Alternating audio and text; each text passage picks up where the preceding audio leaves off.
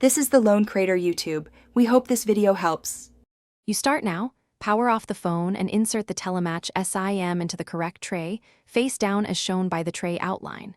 Make sure the SIM sits flat. Once done, reinsert the tray and power on.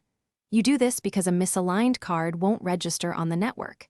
If your phone has dual SIM, note which slot is for data. Set that later in settings. This first step gets the device physically ready to communicate with Telemach. Once the SIM is in, open the Telemach app or dial the activation UST code printed on the card sleeve. You will enter your ID number and the SIM exit if prompted. This links identity to the SIM. Make sure you allow SMS and mobile data permissions so activation messages arrive. If using the app, follow each screen and tap Confirm. If using UST, respond to prompts quickly. This step completes the backend registration. You finish by confirming service. Restart the phone if activation didn't complete within a few minutes, then check for Telemach in the status bar and signal strength. Make a test call, send an SMS, and load a web page to verify data. Top up your balance if services are restricted.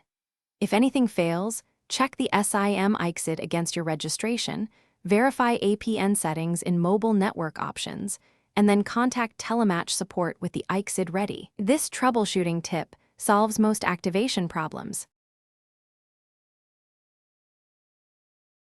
Thanks for watching. Consider subscribing if we helped you.